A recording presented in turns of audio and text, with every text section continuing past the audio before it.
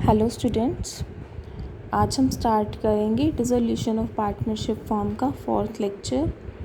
कल हमने देखा था कि अगर कोई पार्टनर इंसॉल्वेंट हो जाता है तो जो उसका कैपिटल डेफिशिएंसी रहता है वो रिमेनिंग सॉल्वेंट पार्टनर्स कंट्रीब्यूट करते हैं in the ratio of their Capitals standing just before dissolution. Just before dissolution जो उनकी कैपिटल्स होती हैं उस रेशियो के अंदर वो डेफिशिएंसी सॉल्वेंट पार्टनर्स लेकर के आते हैं। Next is when the capitals are fixed. जब पार्टनर्स की कैपिटल्स फिक्स्ड होंगी वो क्या होगा, वन इम्पॉर्टेंट थिंग कि जो कैपिटल डेफिशिएंसी डिस्ट्रीब्यूट होगी वो डिस्ट्रीब्यूट होगी फिक्स्ड कैपिटल की रेशियो में। जो बैलेंस शीट के अंदर उनकी फिक्स्ड कैपिटल दिख रही होगी उस रेशियो के अंदर balances of P&L, reserves and profit or loss on realization will not be considered for calculating capital ratio. Second क्या होगा, कोई अनडिस्ट्रीब्यूटेड प्रॉफिट्स हैं बैलेंस शीट के अंदर जैसे कि P&L का credit balance, reserve fund, contingency reserve, general reserve, ये पार्टनर्स के करंट अकाउंट में जाएंगे ना कि कैपिटल अकाउंट में, because capital accounts are fixed. Similarly अगर कोई लॉस है बैलेंस शीट के अंदर तो वो भी पार्टनर्स के करंट अकाउंट में ट्रांसफ़र होंगी। प्रॉफिट और लॉस ऑन रियलाइजेशन भी करंट अकाउंट्स में जाएंगे। Share of loss on realisation brought in cash by solvent partners should be credited to current accounts. Similarly अगर गार्नर वर्सेस मरे का rule apply होता है, रियलाइजेशन वाला जो लॉस है वो पार्टनर्स कैश में लेकर आ रहे हैं तो वो भी करंट अकाउंट में लिखा जाएगा। करंट अकाउंट्स क्लोज होंगे तो क्या होगा, करंट अकाउंट का सारा बैलेंस ट्रांसफ़र कर देंगे कैपिटल अकाउंट के अंदर। इलस्ट्रेशन 17 देखिए, ए बी और सी पार्टनर्स हैं, प्रॉफिट शेयरिंग रेशियो है 3:1। 30 जून 2009 को वो डिज़ोल्व कर रहे हैं पार्टनरशिप फॉर्म। बी को अपॉइंट कर दिया रियलाइज़ करने के लिए असेट्स को और डिस्ट्रीब्यूट द प्रोसीड्स। बी को क्या मिलेगा, 5% commission on the sale of assets except cash as his remuneration and is to bear all expenses of realization। realization के सारे expenses B करेगा और B को क्या मिलेगा, 5% commission on sale of assets except cash. assets बेच के जो वैल्यू मिलेगी उसका 5%। क्या क्या अमाउंट्स हैं हमारे पास, क्रेडिटर्स, रिजर्व फंड जो सीधा कैपिटल अकाउंट्स में जाता है, P&L का बैलेंस है ये भी सीधा पार्टनर्स के कैपिटल अकाउंट्स में जाएगा। Fixed capital accounts, current capital accounts, assets, cash, debtor, stock, plant and machinery, future furniture, goodwill, और सी का करंट अकाउंट जिसका डेबिट बैलेंस है। बी रिपोर्ट करते हैं रियलाइजेशन को किस तरह से कि डेटर्स से मिले 18,500, स्टॉक के 40,500, plant and machinery 46,200, furniture 20% less than book value, goodwill का कुछ नहीं मिला है, क्रेडिटर्स को फुल पेमेंट कर दी है। रियलाइजेशन के एक्सपेंसेस आए 600 जो बी पे करेंगे। सी इंसॉल्वेंट हो गए हैं, C has become insolvent and his private estate amounted to 12,000। उसकी प्राइवेट असेट्स कितनी हैं, 12,000 की, प्राइवेट लाइबिलिटीज़ हैं 10,000 की। तो उसके प्राइवेट एस्टेट में से पहले प्राइवेट लाइबिलिटीज़ की पेमेंट होगी, बैलेंस बचा 2,000 वो लेंगे हम सी से। बाकी सी के जो कैपिटल डेफिशिएंसी होगी वो कौन पूरा करेगा, ए और बी। कैपिटल अकाउंट्स फिक्स्ड हैं तो fixed capital ratio 80:40 that is 2:1 के अंदर। रियलाइजेशन अकाउंट देखिए, जो भी असेट्स दे रखी थी ट्रांसफ़र असेट्स, खैर इसके अंदर कोई ऐसी टर्म नहीं थी, सिर्फ बी का कमीशन देख लो। सन्ड्री असेट्स से कितना रियलाइज़ हुआ है, debtor, stock, plant and machinery और फर्नीचर से ही मिला है, उसके ऊपर बी को कमीशन मिलना है 5%। ठीक है, ये आ गया कमीशन ऑफ बी। बाकी सिंपल है, रियलाइजेशन अकाउंट लॉस ट्रांसफ़र कर दिया है। फिर कैपिटल अकाउंट्स बनाए, by balance PD, by reserve fund, by P&L, वो सीधा ही हमारे कैपिटल अकाउंट्स में ट्रांसफ़र होना था। बी को कमीशन मिला तो बाय रियलाइजेशन, और सी का कितना है डेबिट बैलेंस 25,400। सी से मिलेंगे कितने, ओनली ₹2,000। बैलेंस कितना बच गया, 23,400। ये कौन देगा, ये देंगे A और B। कौन सी रेशो में देंगे? 2:1, क्योंकि फिक्स्ड कैपिटल्स की रेशो थी 2:1। लेकिन वो फाइनल हमने करना है कैपिटल अकाउंट्स के अंदर ले जा कर के। सॉरी, यहाँ पर एक मिस्टेक हो गई है, मैंने ये कैलकुलेट नहीं किया है। डेबिट बैलेंस ज़्यादा है, क्रेडिट बैलेंस कम है, ठीक है। और ये P&L, ये क्रेडिट बैलेंस का ही हिस्सा है। देखते हैं क्या ये सारा जो भी एंट्रीज थी, रिजर्व फंड, P&L, रियलाइजेशन का कमीशन, रियलाइजेशन का लॉस, सब कुछ ट्रांसफ़र करके फाइनल बैलेंसेस ट्रांसफ़र कर दिए हैं कैपिटल अकाउंट के अंदर। अब कैपिटल अकाउंट देखो, ओपनिंग विद फिक्स्ड कैपिटल, फिर करेंट अकाउंट का जो बैलेंस आया है, तो 2 करेंट अकाउंट, तीनों का डेबिट बैलेंस था। अब यहाँ पे हमने सिर्फ कैपिटल डेफिशिएंसी को डील करना है। C का डेबिट बैलेंस ज़्यादा, क्रेडिट बैलेंस कम। डेबिट बैलेंस है 32,650, क्रेडिट बैलेंस है 27,950। ये कितने का डिफरेंस आ गया? 4,007। लेकिन C से 2,000 रिकवर हुए हैं, तो by bank net balance, net कितना रह गया कैपिटल डेफिशिएंसी? 2,700, जो बटेगी 2:1 के अंदर, जो इनकी फिक्स्ड कैपिटल्स की रेशो है।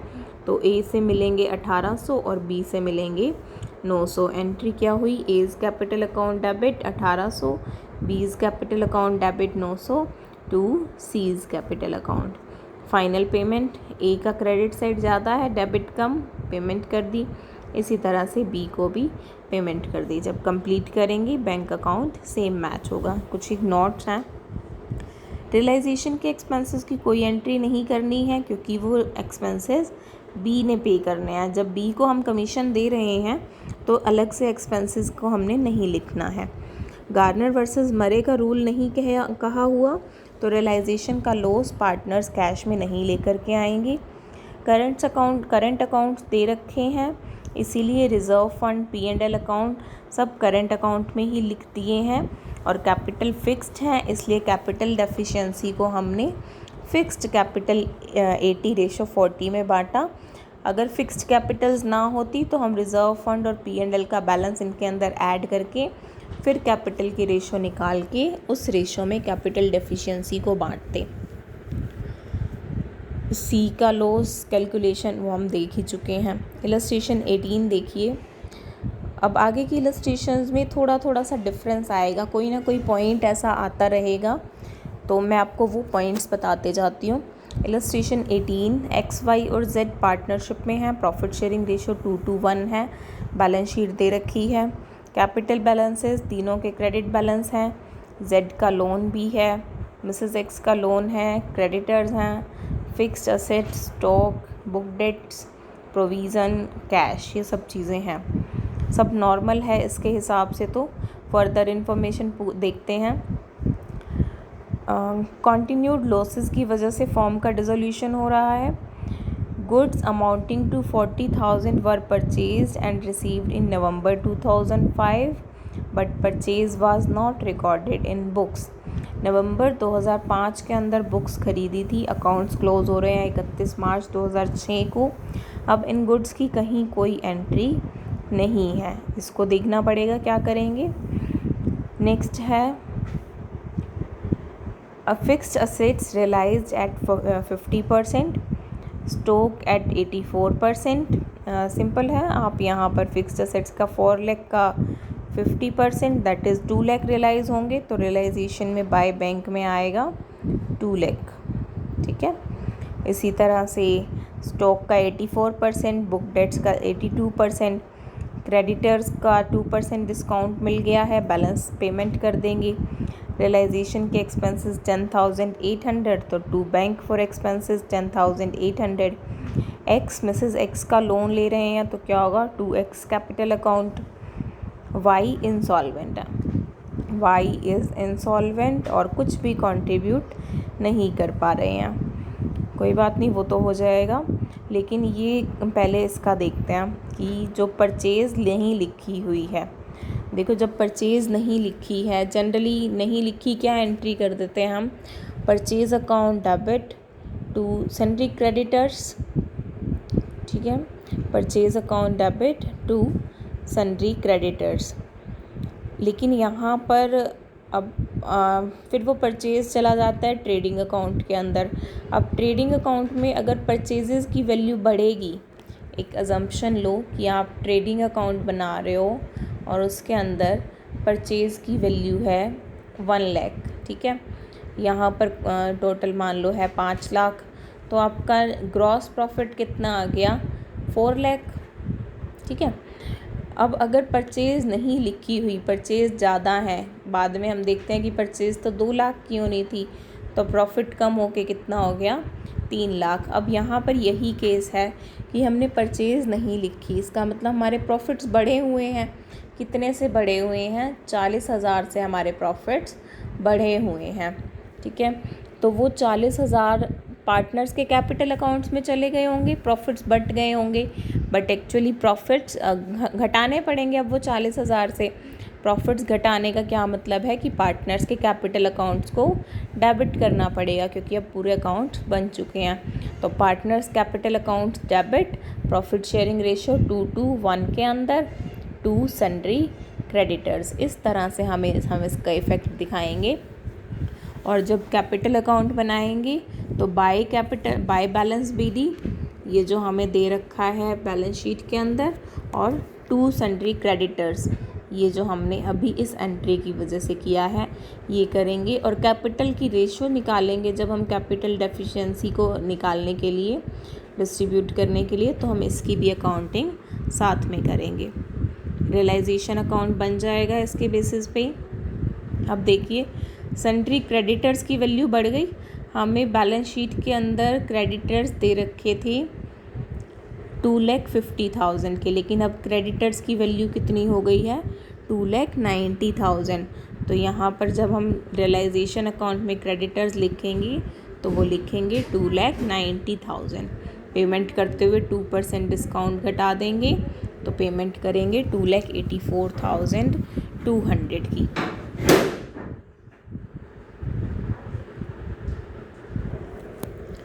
इसके बाद हम बनाएंगे पार्टनर का लोन अकाउंट, उसकी पेमेंट हो गई है।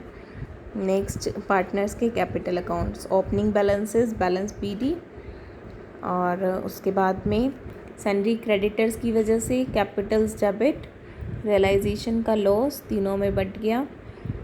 Bye cash account, realisation loss brought in cash, ये क्या है आपका गार्नर वर्सेस मरे का रूल अप्लाई हो रहा है, इसलिए पार्टनर्स कैश में लेकर आएंगे लॉस, लेकिन सिर्फ सॉल्वेंट पार्टनर्स, इसलिए वाई नहीं लेकर के आएगा। अब देखो कोई और एंट्री नहीं है। एक ये है कि एक्स मिसेस एक्स का लोन लेकर के गए हैं। अब देखो वाई का डेबिट बैलेंस कितना है 16 + 96 112,000, और क्रेडिट बैलेंस कितना है 68,000। तो कितने की डेफिशिएंसी हो गई 44,000 की, जो एक्स और जेड पे करेंगे कैपिटल रेशियो के अंदर।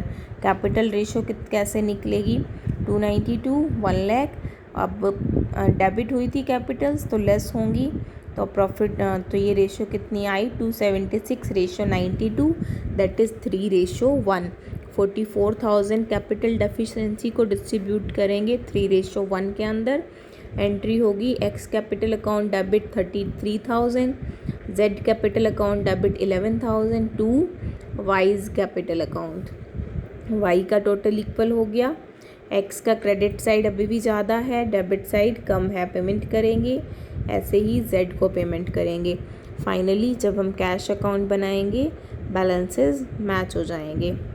That is all about illustration 18। Next देखते हैं illustration 19, balance of XYZ on the date of dissolution. क्या क्या अमाउंट्स हमें दे रखी हैं, creditors, employees, saving bank, outstanding expenses, loan from Z, और capitals, cash, debtor, stock, prepaid expenses, furniture, machinery, capital account, और एडवर्टीजमेंट सस्पेंस अकाउंट। अब यहाँ पर क्या अलग है हमारे पास में, एक तो है एम्प्लॉयज़ का saving bank account. Saving bank account एक लाइबिलिटी होती है, क्योंकि ये एम्प्लॉयज़ की सेविंग्स हैं, हमें एम्प्लॉयज़ को पे करनी पड़ेंगी। जब रियलाइजेशन अकाउंट में लिखेंगे तो हम पहले तो यहाँ लिखेंगे by employees saving bank, payment करते हुए to bank employees saving bank. बाकी सब सेम। एक ये एडवर्टीज़मेंट सस्पेंस अकाउंट है, ये एक तरह से आपका एक्यूमुलेटेड लॉस है, पार्टनर्स के कैपिटल अकाउंट्स में ट्रांसफ़र होगा प्रॉफिट शेयरिंग रेशो के अंदर। अब हमें क्या कोई प्रॉफिट शेयरिंग रेशो बता रखी है? कोई प्रॉफिट शेयरिंग रेशो हमें अभी तक नहीं बता रखी है। कुछ ना कह रखा हो तो प्रॉफिट शेयरिंग रेशो होती है equal, that is 1:1:1। Z is appointed to realize the assets and pay the liabilities. Z will receive commission 5% on the amounts finally paid to other partners as capital. He has to bear the expenses of realization. अब यहाँ थोड़ा सा tricky जाएगा क्योंकि Z को commission क्या मिलना है? 5% of the amount finally paid to other partners. Z को छोड़ के दूसरे पार्टनर्स को जो पेमेंट होगी कैपिटल की, उसका 5% कमीशन चाहिए है Z को। तो ये तो तब निकलेगा जब पार्टनर्स के कैपिटल अकाउंट्स बन जाएंगे। तो ये रियलाइजेशन अकाउंट में हम नहीं लिख सकते, पार्टनर का कैपिटल अकाउंट बन जाएगा तो लास्ट में इसकी एडजस्टमेंट होगी। असेट्स का रियलाइजेशन दे रखा है जो हम लिख देंगे रियलाइजेशन अकाउंट के अंदर। रियलाइजेशन के एक्सपेंसेस दे रखे हैं 1500, लेकिन रियलाइजेशन के एक्सपेंसेस कौन पे करेगा? Z पे करेगा क्योंकि Z को उसका कमीशन मिल जाएगा। यहाँ कहीं भी नहीं लिखा है 1500 क्योंकि वो किसने पे करने हैं? Z ने पे करने हैं। Next is an office typewriter not shown in books, realise 2500, ठीक है लिख देंगे। कंटिजेंट लाइबिलिटी थी 5000 की, जिसके बदले में 2000 रुपये पे करने पड़े। जब पे करने पड़े तो टू बैंक अकाउंट कर दिया। वाई इंसॉल्वेंट हो गया है और उससे सिर्फ 11,600 रुपये मिले हैं। रियलाइजेशन अकाउंट आप कंप्लीट कर लेंगे, लोन अकाउंट आप कंप्लीट कर लेंगे। मैं आपको कैपिटल अकाउंट दिखाती हूँ। बैलेंस BDs लिख दिए हैं हमने, X और Z का, इधर Y का। रियलाइजेशन का लॉस था तो 2, realisation equal loss. Advertisement suspense में 15,000 थे, इक्वली डिस्ट्रीब्यूट कर दिए। Y से कितने मिले हैं? 11,600, और कोई एंट्री नहीं है। अब देखो Y का कितना बैलेंस बच गया है। Y का डेबिट बैलेंस था 20 + 5 + 1500, 15,600, ये कितना हो गया? 40,600। कितना लेके आया है Y? 11,600। बैलेंस कितना बच जाएगा?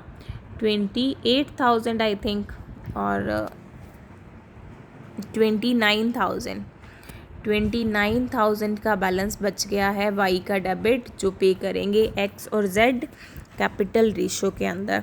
कैपिटल रेशो निकालते हैं X और Z की। कैपिटल्स हैं 80, 55, और P&L का डेबिट बैलेंस इसमें से लेस करेंगे। बैलेंस बचा 25 और 50, रेशो आ गई 3:2। तो ये 29,000 की जो डेफिशिएंसी है ये डिस्ट्रीब्यूट होगी X और Z के बीच में 3:5 में। एंट्री होगी X capital account debit, Z capital account debit to Y capital account. अभी यहाँ पर हम X और Z को पेमेंट नहीं करेंगे क्योंकि एक काम बाकी है। रियलाइजेशन के एक्सपेंसेस हमने निकालने हैं अभी, किसके लिए? Z के लिए। तो Y का बैलेंस ख़त्म हो जाएगा। X और Z के क्या बना लेते हैं, एक बार बैलेंस CD बना लेते हैं। वो बैलेंस CD बन के तुरंत फिर बैलेंस BD बना लेते हैं। 42,000 और 22,800। तो क्या टर्म थी कि Z को कमीशन मिलेगा, जो पेमेंट अदर पार्टनर्स को करनी है उसका 5% था आई थिंक। 1 मिनट में चेक कर लेती हूँ कितना परसेंट था।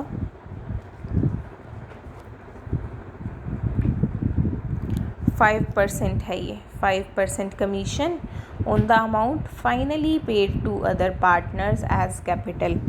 तो फाइनल पेमेंट वाली अमाउंट का 5% है, तो उसको निकालने के लिए हम क्या करेंगे? अब आफ्टर पेमेंट का ये तो देखो 42,000 देनी है हमने X को, लेकिन अभी भी इसमें से कमीशन निकालना पड़ेगा, ठीक है। वो कैसे निकालना है? हमने 42,000 इंटू 5/105, क्योंकि फाइनल पेमेंट का निकालना है हमने। ये आ गया हमारे पास में 2000, बैलेंस बचा 40,000। एक बार चेक करें तो 40,000 का 5% कितना आएगा, 2000, क्योंकि हमने निकालना था फाइनल पेमेंट का 5% होना चाहिए, वो अब हो गया। तो हमने ट्रिक लगा दी कि जो हमारे पास ग्रॉस वैल्यू थी उसको 5/105 कर दिया, तो ये नेट वैल्यू का 5% आ गया है। उसके लिए एंट्री क्या करेंगे हम, X capital account debit to Z capital account, क्योंकि अब हैं तो यही दोनों पार्टनर, अब जेड को मिलना है तो वो कहाँ से मिलेगा, एक्स की कैपिटल से ही मिलेगा, क्योंकि वाई तो ऑलरेडी ही इंसॉल्वेंट हो चुका है। तो पेमेंट हुई तो X capital account debit to Z capital account. इस एंट्री के बाद में फाइनल पेमेंट्स करेंगे एक्स को और जेड को, और अकाउंट्स क्लोज।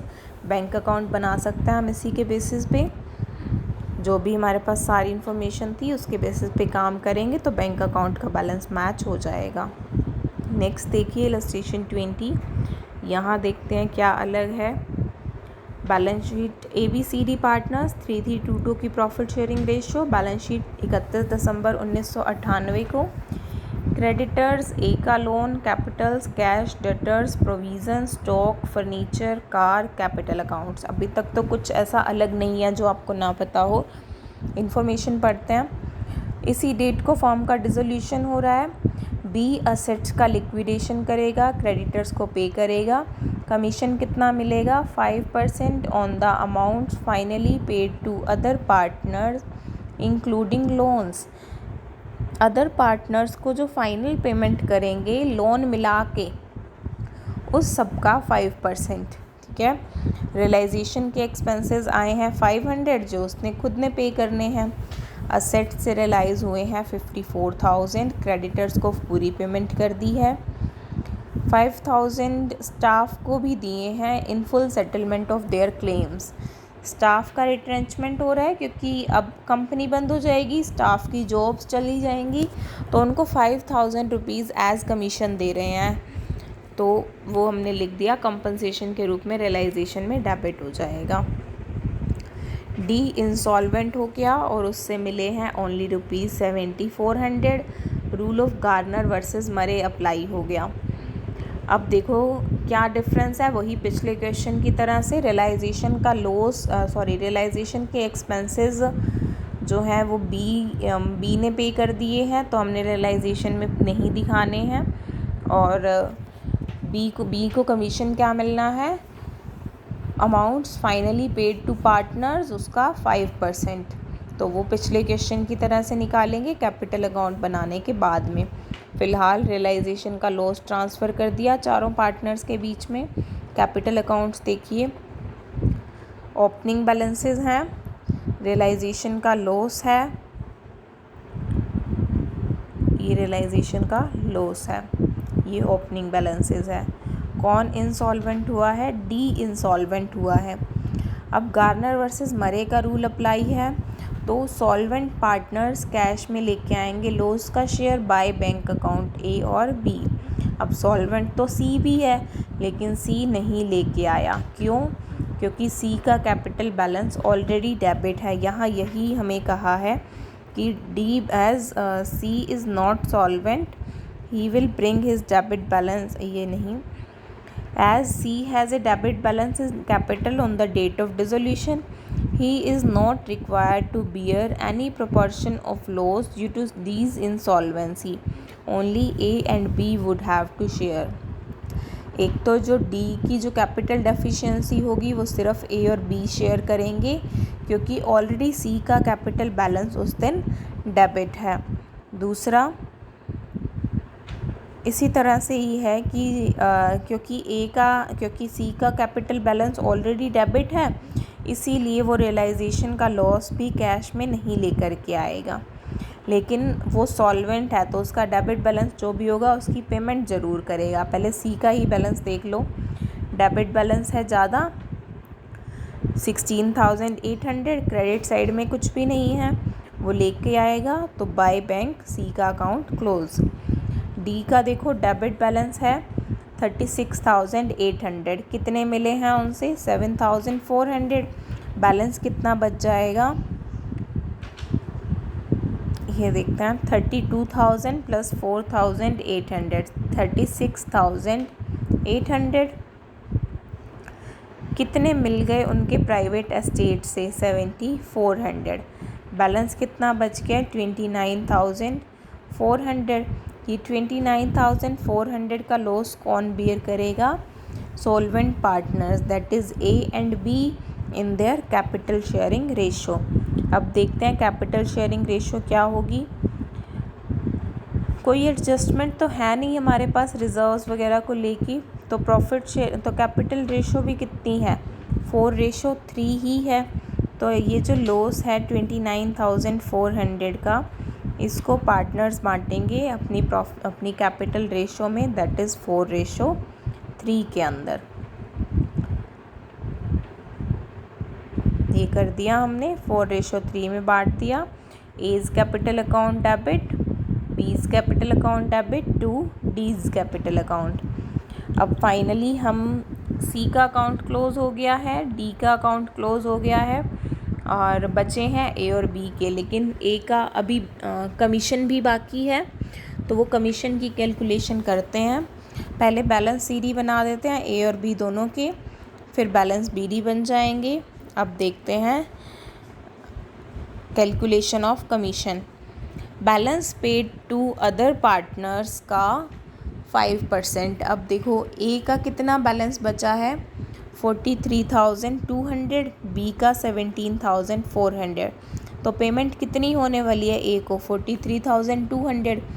एक करेक्शन करनी पड़ेगी, इसके अंदर ये 7,200 भी तो मिले हुए हैं जो ए अभी अभी लेकर के आया है, ठीक है। तो एक्चुअली तो कंपनी ने नहीं देने हैं ये, तो ये लेस करेंगे। कंपनी ने एक्चुअली कितने देने हैं, 36,000, ठीक है।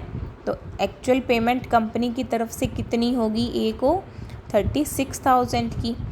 तो फाइनली इसके ऊपर निकालेंगे इंटू 5/105, ये वैल्यू आएगी 1714।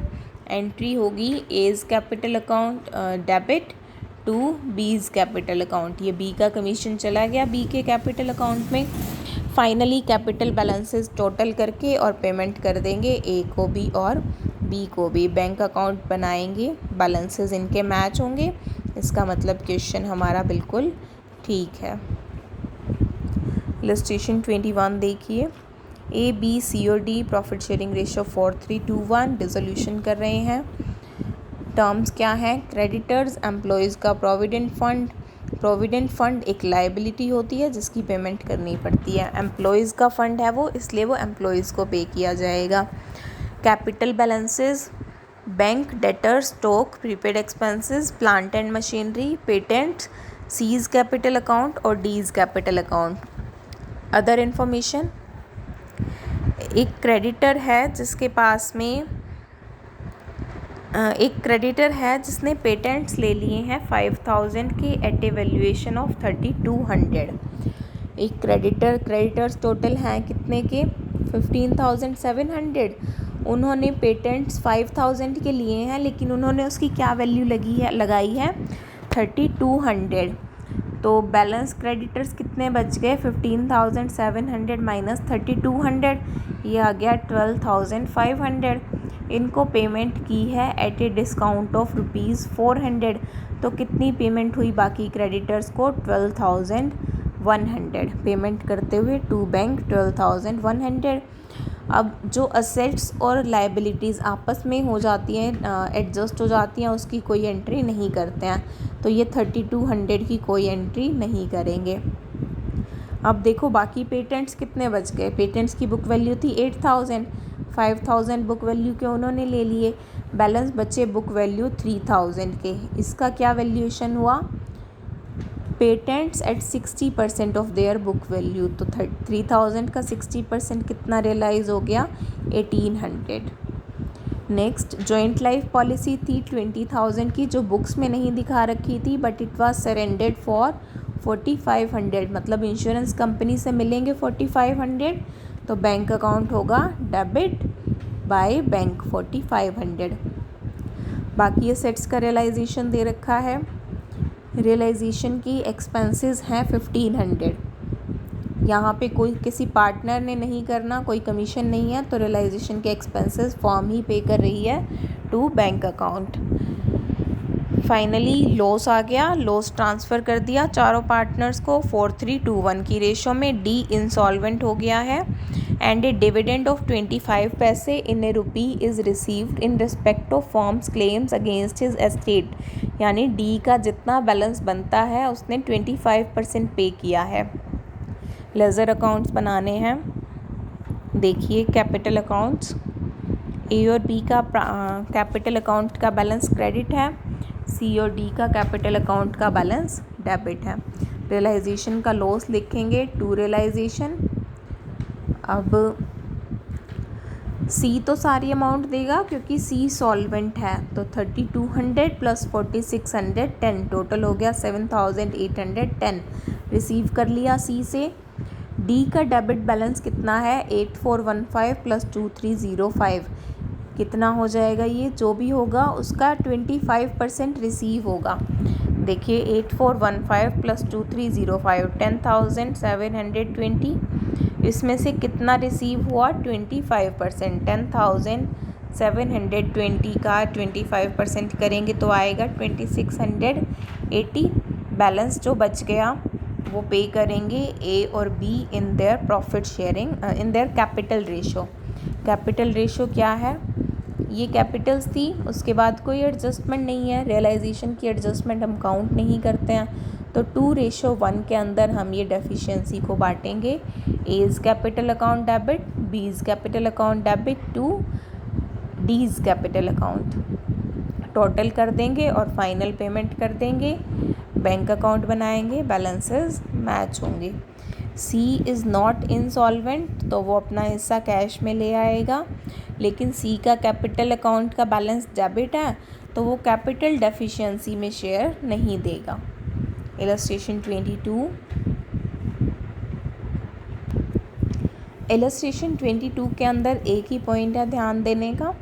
बैलेंस शीट दे रखी है, बैलेंस शीट में कुछ अलग नहीं है, नॉर्मल है, एक ही है। बैंक ओवरड्राफ्ट के अगेंस्ट स्टॉक सिक्योर्ड है और लोन जो है वो मशीनरी के अगेंस्ट सिक्योर्ड है। जब डिसोल्यूशन हुआ तो स्टॉक बैंकर ने ले लिया और कितना रियलाइज़ हुआ उससे 20,000। बैंक ने 4,000 रुपीज़ रिटर्न किए हैं अपना ओवरड्राफ्ट और इंटरेस्ट लेने के बाद में। मशीनरी 24,000 में डिस्पोज हुई है। अब एक बार रियलाइजेशन अकाउंट में देख लो, बुक में थोड़ा अलग तरीके से दे रखा है, मैं अलग तरीके से बताने वाली हूँ। स्टॉक की वैल्यू क्या थी शुरू में हमारे पास में 25,000, तो टू सन्ड्री असेट्स, यहाँ पर ना इन्होंने आपकी बुक के अंदर स्टॉक अकाउंट और बैंक ओवरड्राफ्ट अकाउंट अलग से बना के दिखाया है।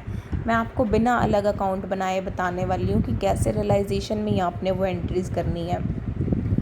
टू सन्ड्री असेट्स के अंदर डेटर्स और मशीनरी लिख दिया, आप यहाँ पर स्टॉक भी लिख दो जो हमारे पास बुक वैल्यू है 25,000, तो यहीं पे ही साथ में लिख देना टू स्टॉक 25,000। और इसी तरह से बैंक ओवरड्राफ्ट भी इन्होंने यहाँ नहीं लिखा, हमारे पास बैलेंस था 15,000, आप उसे भी लिखो 15,000। बैंकर ले गया स्टॉक, ठीक है, नो प्रॉब्लम। 20,000 रियलाइज़ हो गए स्टॉक से, उन्होंने कर लिए 20,000 रियलाइज़, था कितने का 25,000 का। 20,000 रियलाइज़ कर लिए हैं और उन्होंने अपना बैंक ओवरड्राफ्ट के लिए 15 रख लिए, 1,000 का इंटरेस्ट लगा लिया और बैलेंस 4,000 की पेमेंट कर दी। जो भी है हमारे पास में फाइनली 4,000 आए ना, तो हम लिखेंगे बाय बैंक फॉर स्टॉक 4,000। बाकी हम एज्यूम करते हैं कैंसिल हो गया ओवरड्राफ्ट और स्टॉक, बैलेंस हमारे पास आ गया है, तो ये 4,000 का बैलेंस आया हमारे पास में। ये करना है हमने सिंपल तरीके से, ये अलग अलग अकाउंट्स बनाने की ज़रूरत नहीं है। नेट बैलेंस देखो, अब इस बुक के हिसाब से देखें, इन्होंने ना यहाँ पे 25,000 का स्टॉक लिखा, ना 15,000 का स्टॉक लिखा, ना 4,000 रियलाइज़ लिखे, यहाँ इन्होंने लिखा है तो सिर्फ ये लॉस 6,000 का। अब जो मैं क्या कह रही हूँ, ये तीनों एंट्री कर दो 1, 2 और 3, ये करने की ज़रूरत ही नहीं है, ऑटोमेटिकली 15 और 4 19, यहाँ 25 है ऑटोमेटिकली 6 डेबिट, उस केस में आपने ये नहीं करना है। एक बार करके देख लेना, कोई प्रॉब्लम आए तो डिस्कस कर लेना। और कुछ नहीं है, बाकी सारा क्वेश्चन सेम है। इलस्ट्रेशन 23 देखिए, ए बी सी और D profit sharing ratio 4:1:2:3 balance sheet दे रखी है हमें, नॉर्मल है सब आइटम्स। फॉर्म डिज़ोल्व हो रही है, इंसॉल्वेंट नॉर्मल है कि इंसॉल्वेंसी के केस में डेफिशिएंसी सॉल्वेंट पार्टनर्स शेयर करेंगे। क्या टर्म्स हैं, ए 60% ऑफ डेटर्स ले रहे हैं 70% पे, यानी कि 60% ऑफ डेटर्स की वैल्यू 70% पे। इसी तरह से डी ले रहे हैं बैलेंस, दैट इज़ 40% 75% वैल्यू पे। Further they are allowed 2100 and 1100 for future losses, इसका मतलब है प्रोविज़न, ठीक है, प्रोविज़न फॉर बैड डेट्स 2100, और जो असेट्स की वैल्यू लगेगी उसके लिए करेंगे by A's capital account, by D's capital account. Provision के लिए करेंगे 2 एज कैपिटल अकाउंट और 2 डीज कैपिटल अकाउंट। और सब कुछ नॉर्मल है जो आप पहले के क्वेश्चन में करते रहे हो।